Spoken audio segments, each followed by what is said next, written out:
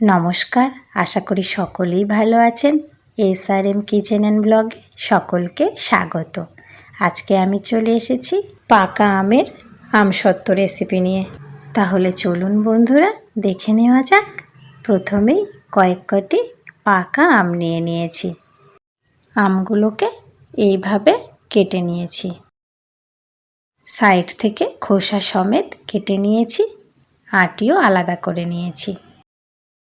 চ্যানেলটিকে সাবস্ক্রাইব করে পাশে থাকার অনুরোধ রইল সকলেরই কাছে। এবার আমের শাঁসগুলোকে আলাদা করে নেব। আপনারা আপনাদের সুবিধা মতন আমের শাঁসটাকে আলাদা করে নিতে পারেন। দেখুন, একটুও শাঁস আর খোসার মধ্যে নেই। এবার আটিটার খোসা এইভাবে ছাড়িয়ে নিয়ে একটু চাপ দিলেই দেখুন শাঁসটা আলাদা হয়ে যাচ্ছে। এইভাবেই আমের শাঁসগুলোকে আলাদা করে নেব।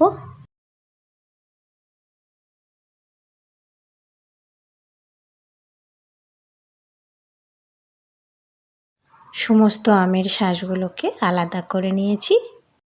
এবার মিক্সার করে নেব।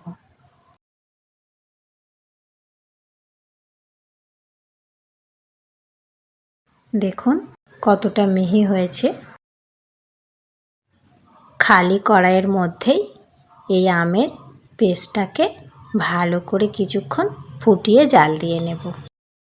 একটু ঘন ঘন নাড়তে হবে, তা না হলে তলাটা লেগে যেতে পারে। এইভাবে বেশ কিছুক্ষণ ফুটিয়ে নেব। আমের শাঁসের পরিমাণ অনুযায়ী জাল দেওয়ার সময়টা কম বেশি লাগতে পারে।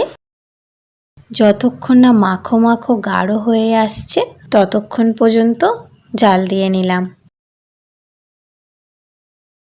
এবার একটি বড় পাত্রে সরিষার তেল ভালো করে মাখিয়ে নিয়ে জাল করে নেওয়া আমের পেস্টটাকে দিয়ে দেব। অল্প করে দিয়ে দেব।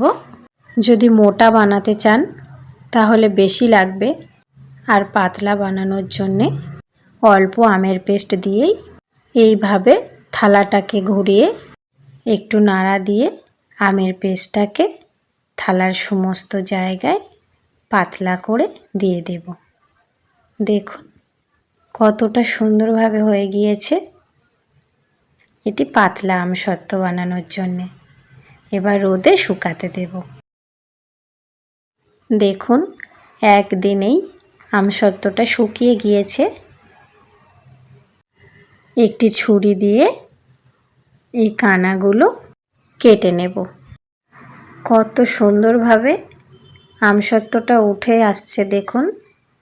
পাতলা হলেও তোলার জন্যে কোনো ঝামেলা থাকবে না, একটু সরিষার তেল থালাতে মাখিয়ে নেওয়ার জন্যে।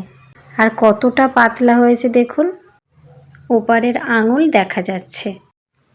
এবার ভাঁজ করে ছোট ছোট রোল বানিয়ে নেব।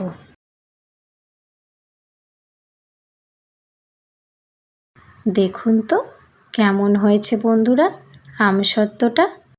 এইভাবে পাকা আমের আমসত্ত্ব বানালে যাদের জন্য চিনি স্বাস্থ্যকর নয় তারাও বাড়িতে তৈরি আমসত্ত্বের স্বাদ নিতে পারবেন। ধন্যবাদ সকলকেই।